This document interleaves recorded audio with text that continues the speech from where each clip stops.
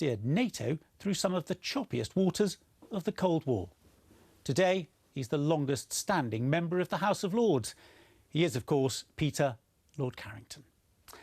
Lord Carrington, welcome. What would you say were the great advantages of a long political career? I don't know about advantages. It's all luck, isn't it, really? Depends when you started, what happened to you on the way, and if you died before you succeeded in doing anything. So you think longevity helps? Oh, sure. I mean, so many of the really big politicians of our age or before our age, like Gladstone and Churchill, were really quite old when they died and had long careers in the House of Commons and in Parliament. You said you had a happy but dull childhood in your memoirs. Do those two things go together? It was certainly happy. It was dull because it was sort of basically uneventful, I think. And very lucky you are as a child to have an uneventful childhood. Now, you went to school to Eton. Nowadays, it's quite a controversial place for a politician to have been educated. During the course of your career, did you ever face any criticism because of where you'd gone to school? No. So you never had left-wingers criticising you as a member of a privileged group? Oh, I expect they did behind your back, but I don't think to my face anybody was very unpleasant. And what was Eton like in those days? Did you enjoy going to school there? Well, yes, I think one enjoyed some of it and didn't enjoy others. And I think the better you, in my day, I mean, this is a long time ago, in my day, the better you were at playing games, the more likely you were to be successful. I wasn't very good at games and I wasn't very successful, but I wasn't in the least unhappy. Did you get any careers advice when you were at school? No. So nobody... I got a lot of career advice from my father, but not from anybody else. And what did your father advise you to do? Go into the army. Did you ever regret later that you'd gone to Sandhurst rather than university? Well, I didn't have the choice, really, because having decided with my father that I was going to go as a regular soldier in the army, he went to Sandhurst automatically. It wasn't much fun. Sandhurst wasn't much fun? Were there any lessons that you learnt there that were useful to you later on? Oh, Lord, yes. I mean, do what you're told. One of the lessons which is quite useful in the army. And, of course, one had a certain amount of, drilling on the square and so on, and discipline, which I think is very good for one. You spend a lot of time in drill and all that, but I don't think it did one any harm. I don't think it was educationally very important. Now, in your memoirs, you said that when you joined the Grenadiers, nobody spoke to you. Well, there was, in those days, I'm glad to say it doesn't exist now, but in those days, the idea was that, the suspicion was that young officers joining from wherever it was had an idea quite above their station and that they need taking down a peg or two. And so they were taken down a peg or two by being ignored. Far from being like that, I was absolutely terrified of the whole thing, and only wish somebody would say something to me, but they never did. To an outsider, that sounds as though life was actually very difficult as a junior officer in that environment. Well, it was just a few months, and you were really ignored. But then one had spent quite a lot of one's childhood being ignored anyway, so it wasn't all that difficult. Was it an emotional jolt to suddenly discover that you were actually going to be fighting a war? Well, I don't think it was really much of a shock because, you see, I mean, when we went to war in 1939, we all knew what was going to, what sort of life we were going to lead. So it wasn't a shock at all. I think it would have been a shock if we'd had peace for several years, but we'd always been on the knife edge of war over the, the interwar years. And so it wasn't much of a shock. It wasn't particularly agreeable, but at least you knew where you were. You memorably went to the Ritz in Paris during the war. How did you come to be dining at the Ritz during the war? Well, It's a long and boring story, but it was an expedition which I was asked to do. We were in France already, and I was asked to go and do something in Paris. And this was when Paris was occupied by the Germans, and so it was great fun. I enjoyed it thoroughly. And then we liberated Paris and went to the great service in Notre Dame, elimination with de Gaulle and so on. So it was a great experience. And then a week later we liberated Brussels, and that was rather more fun. There was more champagne and less tears. So were you liberating Champagne at that point as well? Well, they didn't need liberating. You did try to take some champagne with you, didn't you? Actually, but the great feat of my wartime career was that I discovered the entire German army wine store for Northwest Europe. And generous as ever, I rang up at divisional headquarters, and they unloaded all the ammunition and whatnot, and all the 3-ton lorries went there, and we loaded up with drink. And I put about 10 cases of champagne on the back of my tank. And as the back of my tank had the engine underneath it, the warm champagne was not really very appetizing. Did you still drink it? But we drank it. Now, you said it was a boring story about going to the Ritz, but one of your colleagues at the time, who later became General Sir David Fraser, he also wrote about it. So it obviously made an impression on him. Yes, now he said that when you got there, he saw Hemingway drinking at the bar. It sounds like it was an extraordinary scene. The German generals were going out of the back doors, we came in the front door. But we didn't shoot each other. They let them go out of the back door. It seemed sensible. Well, you'd have had to delay lunch, I suppose, if you'd gone chasing after them. But those were extraordinary days, really, because everything was in a state of flux and nobody knew what was going on, and we hadn't really liberated Paris. It was still, you know, snipers outside the Ritz. Careful where you went. Mm. Now, after the war, you came back to London and you took up your seat in the House of Lords, but you're also one of the few people who can tell us what it was like to see the House of Commons sitting in the House of Lords in 1945, and you saw Churchill sitting on the front bench in the House of Lords. Did it feel very strange seeing people who weren't normally on the red leather benches suddenly? Well, of course, I'd never seen them on the red leather benches, but it was what was interesting to a young man just out of the army was you went into the Peers Gallery in the House of Commons, what was the House of Lords, and you looked down and you saw all the people who you'd read about for the last 3 or 4 years. I mean, Churchill, Ernie Bevin, Herbert Morris, you know, all those people. And I find it very difficult to believe that they were really normal size. But they appeared quite normal size, except Ernie Bevin didn't appear normal size. Did he seem bigger than you'd imagined? What impression did Churchill make on you when you were looking at him?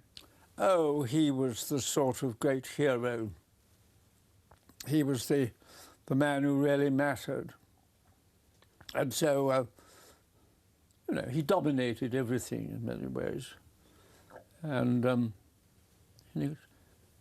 I remember that he used to come once a year and have lunch with the Conservative Party whips in the House of Lords.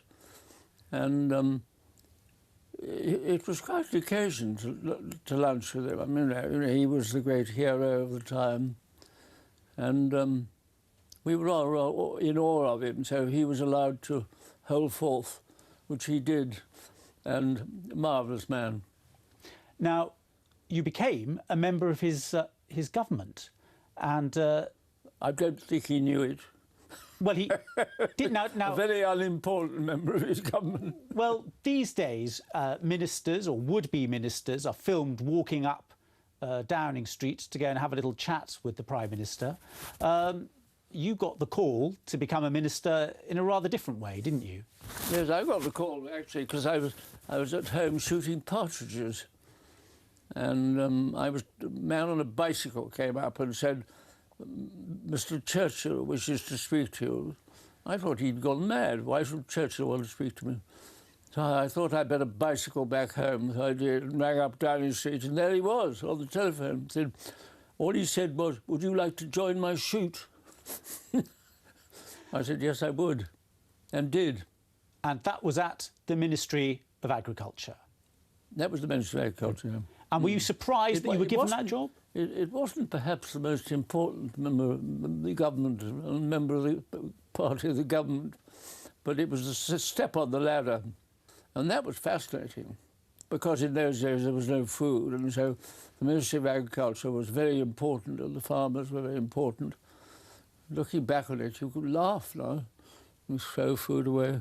But we really needed the food because we were hungry. So it was a fascinating job, and I went all over England and got to know quite a bit about things.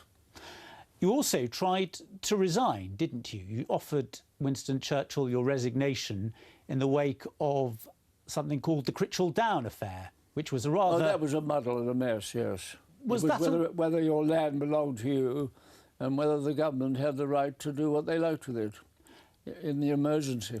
Now, was that a row that was fuelled by political opponents, or was it the newspapers? Or... It was just matter of differences of opinion. And what happened when you tried to resign? I think I was told not to be so silly. I think Churchill said to me, "Don't be silly."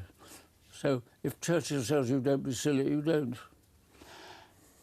By the time you were a member of Churchill's government, had you developed a political philosophy, an approach to politics? Yeah, but I mean, I think that my instinctive approach was a conservative one. So, I mean, quite a lot of other people had the same approach, so you weren't entirely on your own. And of course, it was in the days of the Labour government. It was rather fascinating, actually, to see how they all operated. And looking back on it, the Labour front bench in the House of Commons was a very distinguished lot of people. I mean, Attlee, Early Bevan, Herbert Morris, all that, they were very distinguished people. So one learnt a lot. Do you think the experience of the war influenced your approach and your attitude towards politics? No. I think the war led me to hope very much there never would be another one, and I would do my best to see there wasn't, which is really why I went into politics. So, I didn't want we to be involved in another war, so do what you can to be involved and make sure we don't get involved. Did you feel excitement when you went to Australia in your first role as an international figure? You were... I showed the excitement. I was rather nervous, I think. I didn't quite know.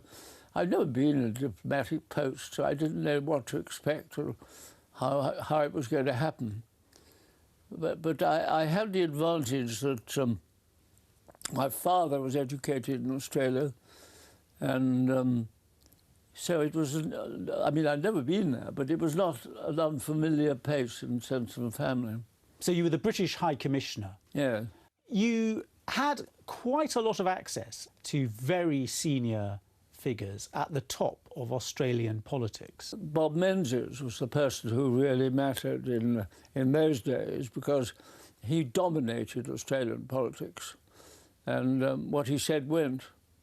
And so to that extent, Anglo-Australian relations were really quite easy because he was, he used to describe himself as British to the bootstraps, which of course he wasn't at all. He was a national Australian, but he was very attached to this country and was a great man.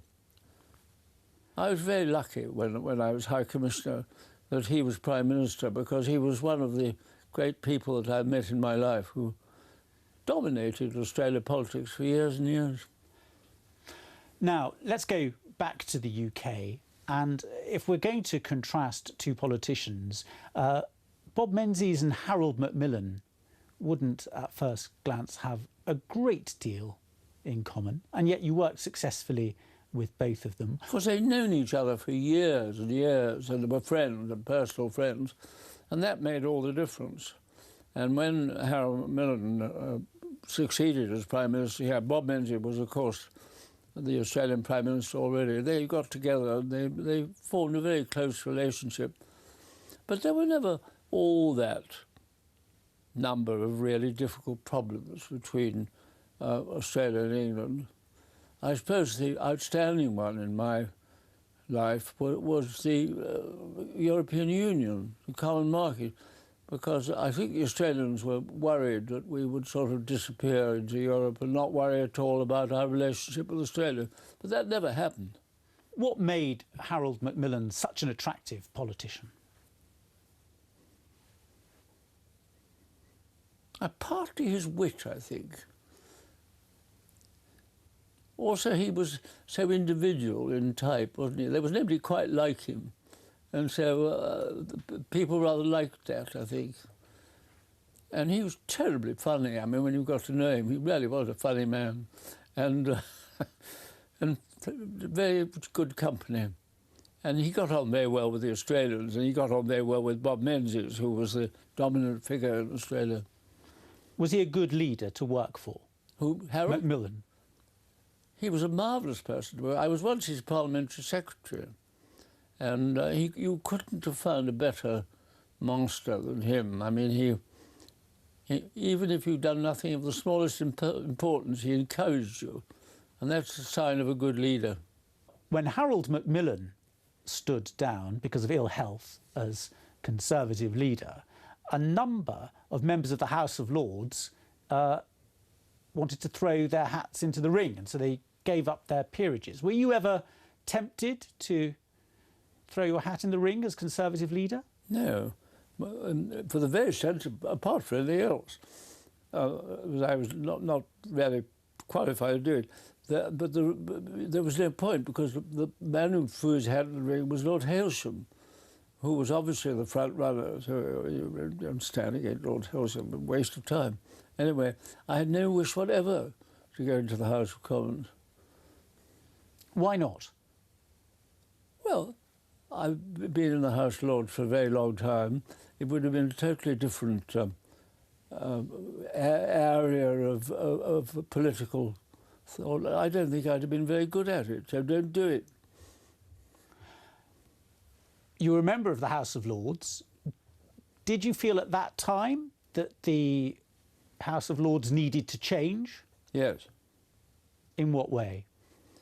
Well, I think you couldn't go on having a totally hereditary House of Lords unless either you changed its composition or you changed its powers.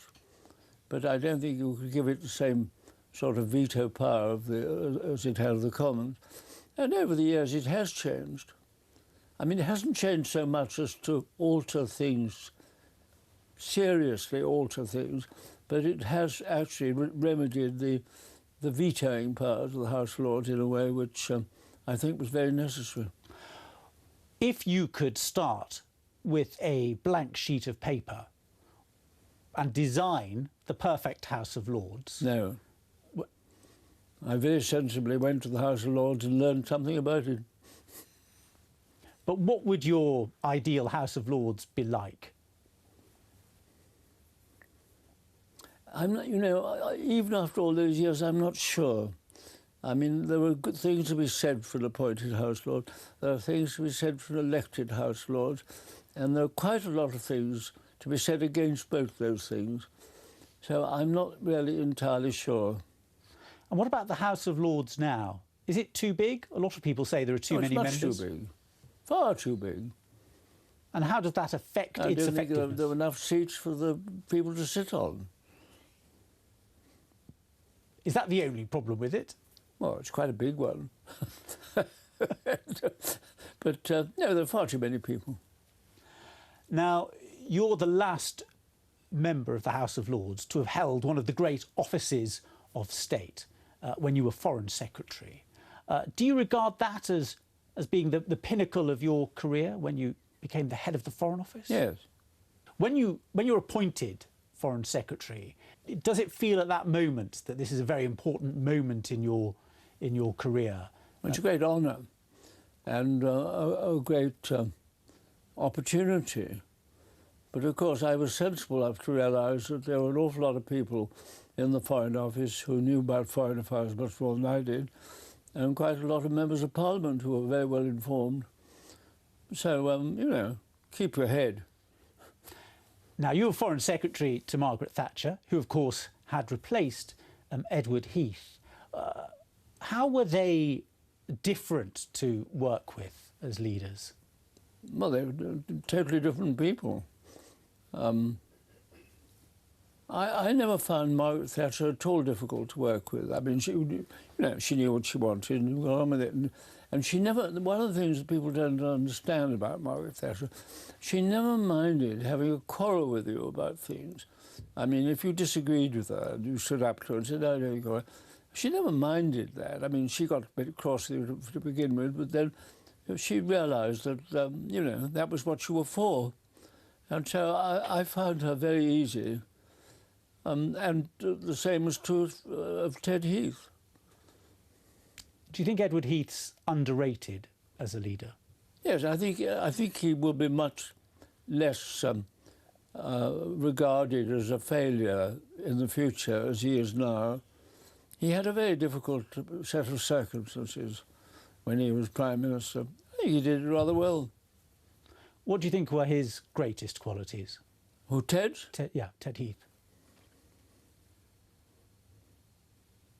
Common sense, I think. He's full of common sense. One of the greatest gifts of a politician, for a politician to have. Is that a quality that Margaret Thatcher also had?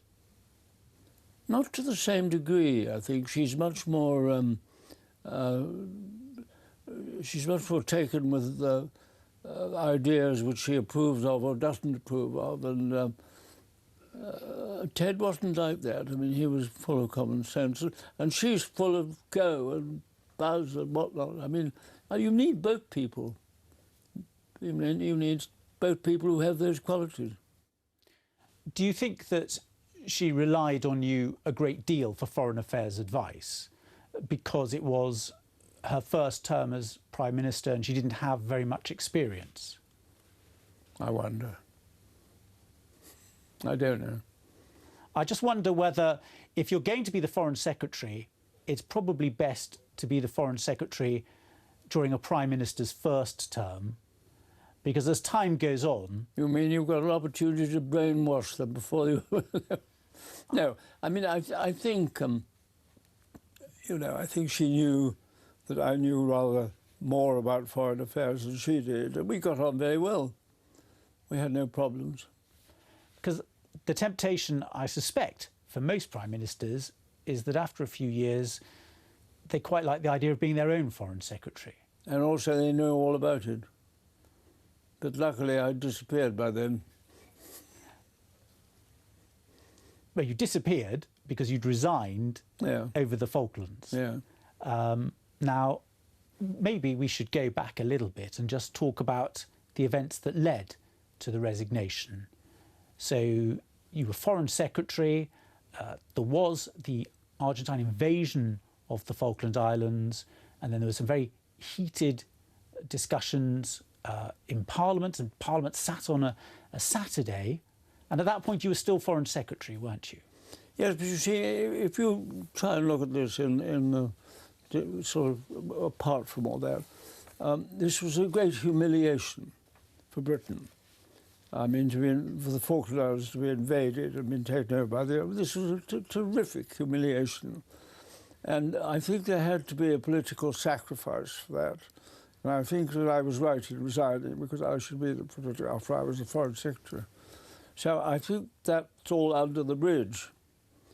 And what was important was we got it all back. What was it like when you went to Margaret Thatcher and told her that you'd decided that you were going to stand down? She said, "Don't do it." Just like Churchill had done all those years earlier.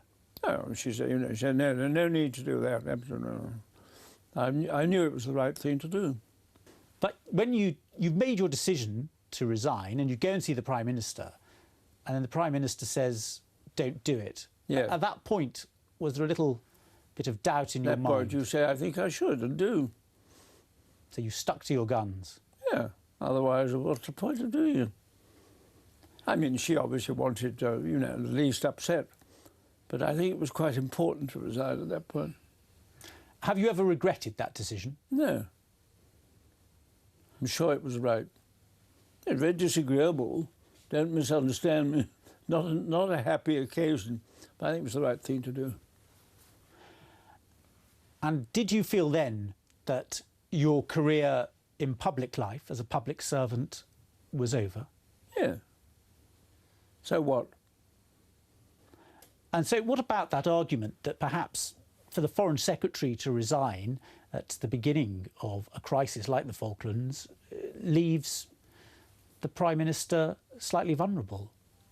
On the contrary, it puts her in quite a strong position, because if you've got the criminal who has just resigned, you're in the clear. No, I think it did a power of good, really. And was that one of the thoughts that was going through your mind, that if you resigned, you'd take the pressure off? Because you had to clear the air.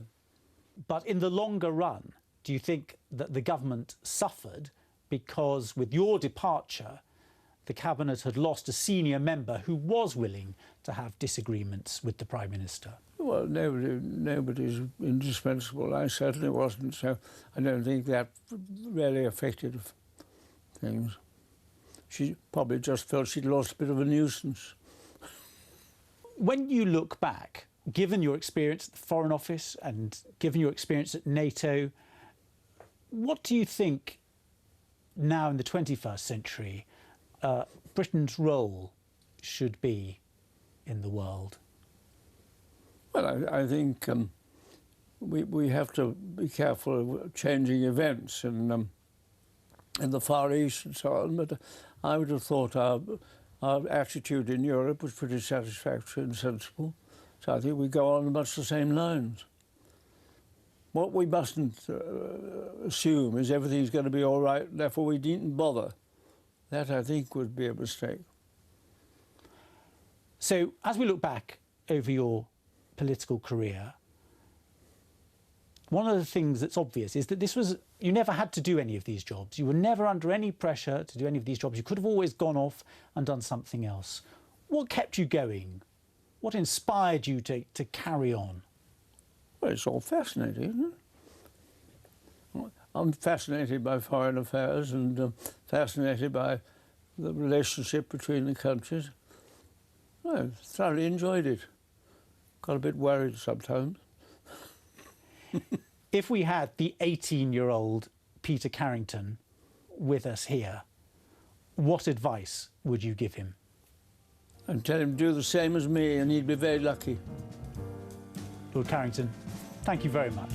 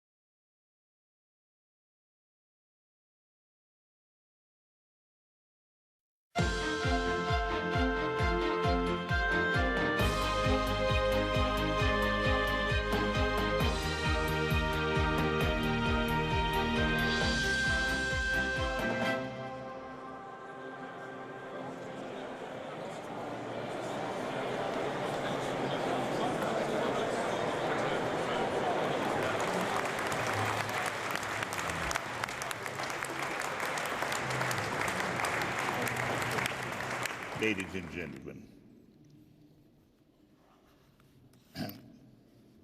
Ted Heath and I were friends.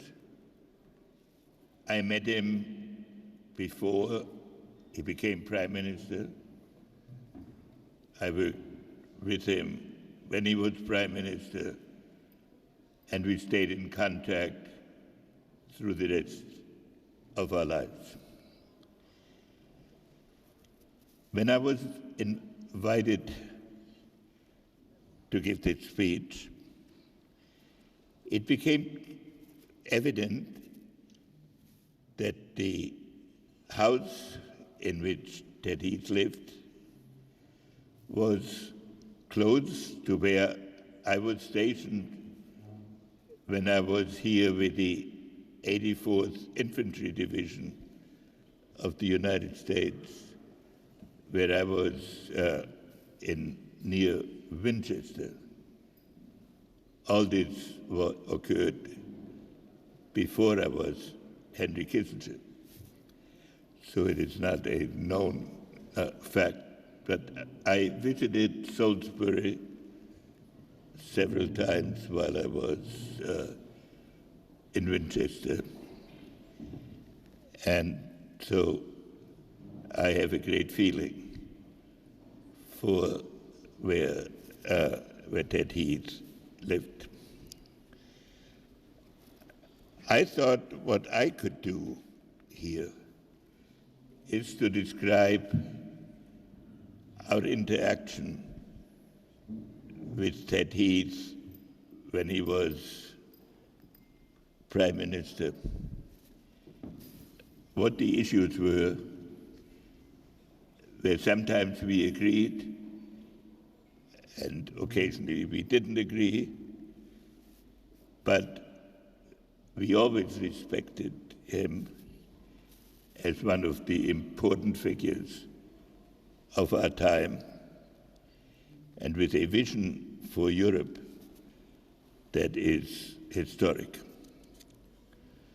So when the Tories unexpectedly won the 1970 election, Richard Nixon was so elated that he called me on the telephone nearly every hour to update me on the status of the returns. In terms of our hierarchy, it should, of course, have been the other way around. Part of Nixon's enthusiasms for Heath was the comparability of their rights to office. Heath was the first Tory Prime Minister to be selected by a vote of the Conservative members of Parliament rather than by a consensus of party eminences. Both Heath and Nixon were admitted into the establishment, not defined by it. And this awareness shaped in important ways their combination of remoteness and high analytical skill. In Heath's case, these qualities were combined with an extraordinary knowledge and love of music, which evoked in him unexpected episodes of personal warmth. I intend this comparison with Nixon as a tribute. Of the 10 presidents who honored me by allowing me to participate in the conduct of foreign policy, some tangentially, others more intensively, Nixon was the best prepared, and in his impact on the international system, perhaps the most transformational. To the Nixon administration, as to its predecessors, the wartime alliance was still personal. We respected the vision by which Winston Churchill had transformed Britain's imperial preeminence into partnership with America,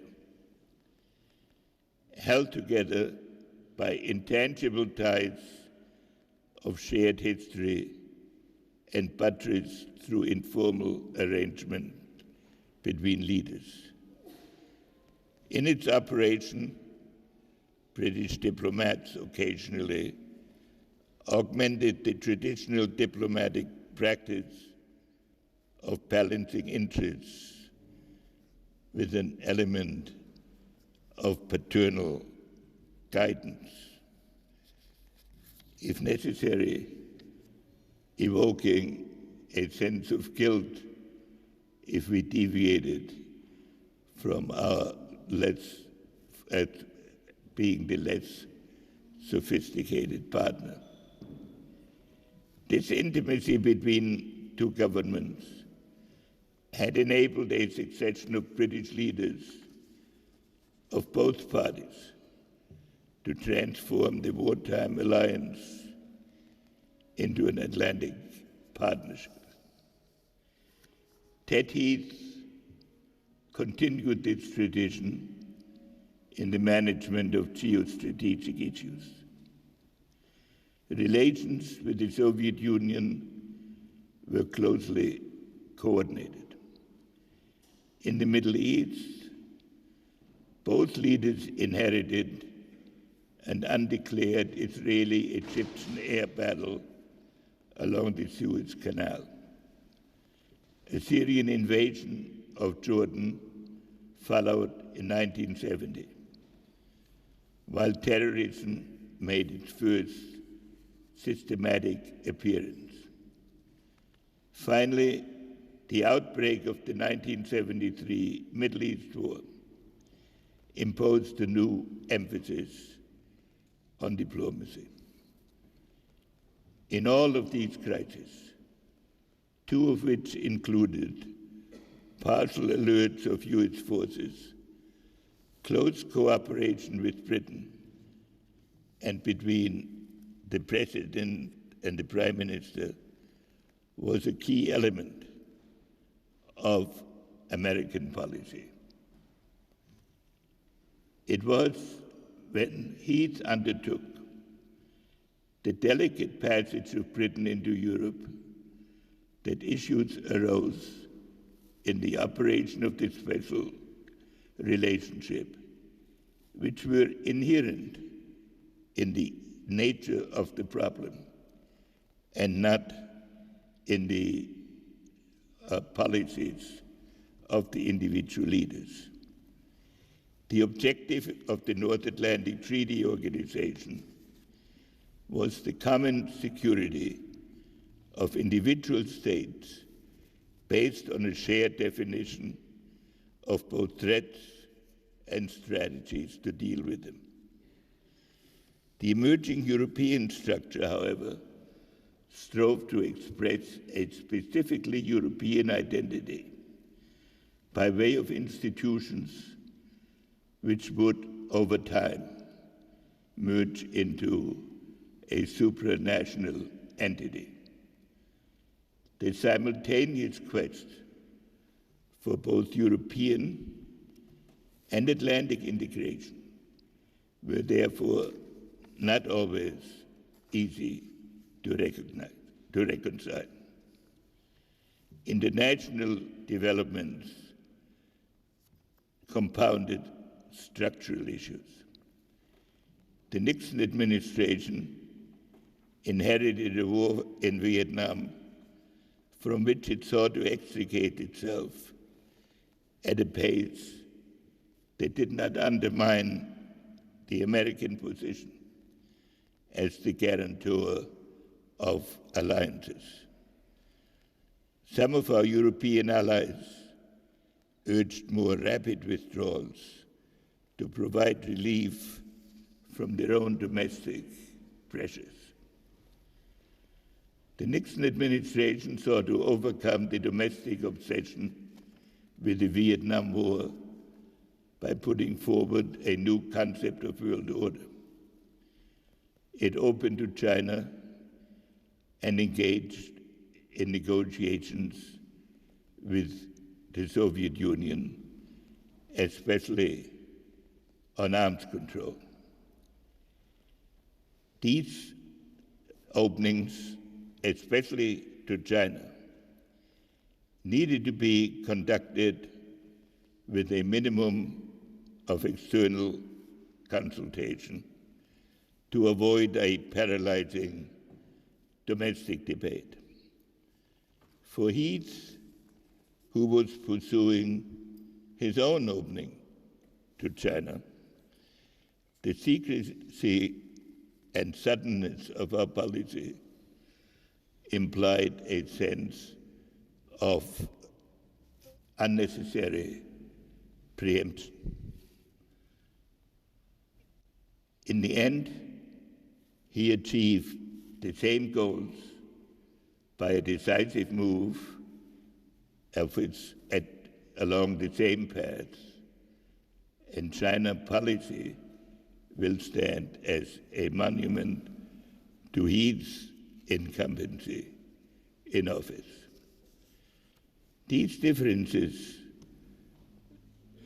might have strained some relationships, were it not for the mutual respect and admiration felt by those responsible for its conduct, including on the ministerial level, where Alec Hume and Peter Carrington provided extraordinary inspiration. Having said all of this, the role of the statesman is to take his society from where it is to where it has never been.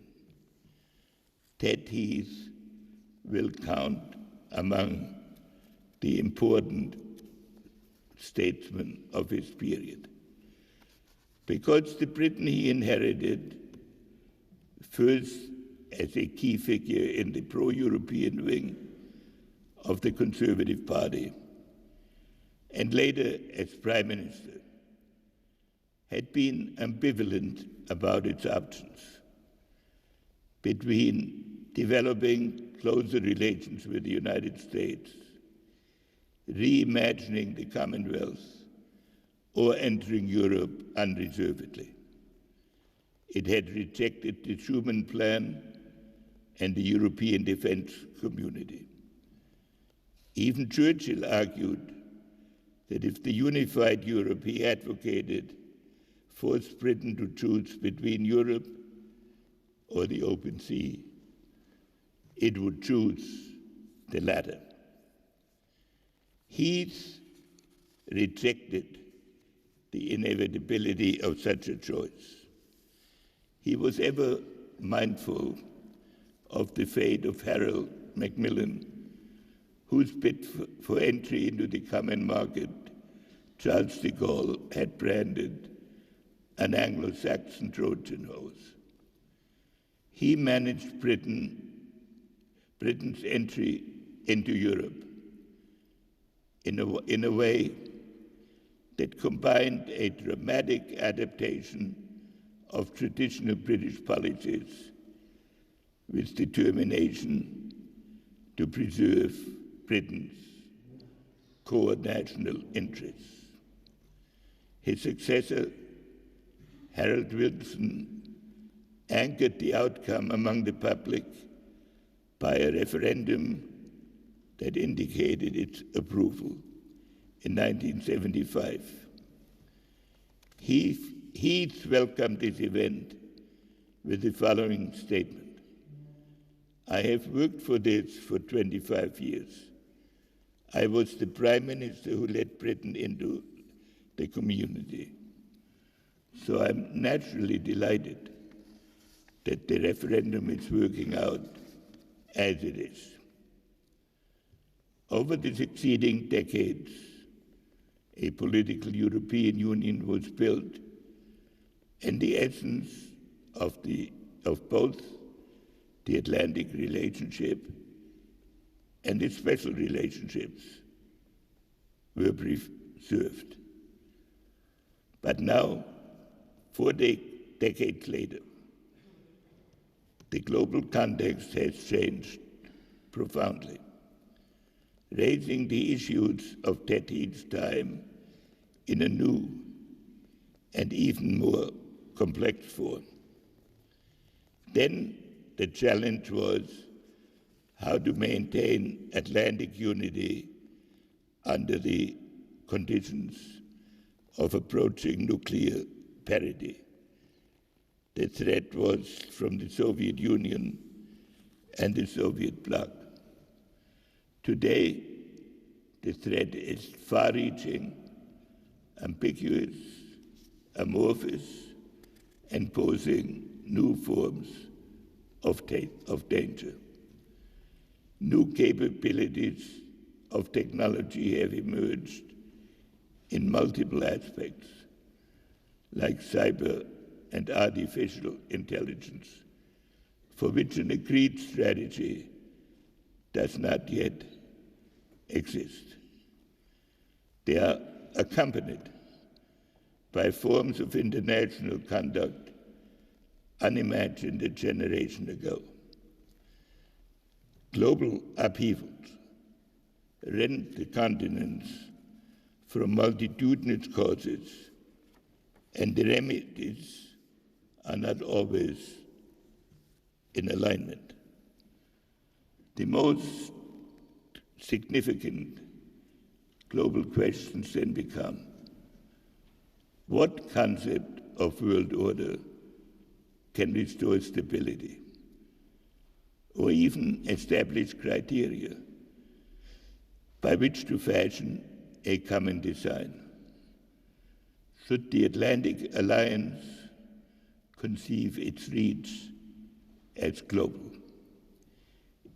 What is the relationship of the European Union to the creation of world order? Or will the world evolve into regional spheres of influence which combine their relations unconstrained by the Westphalian system?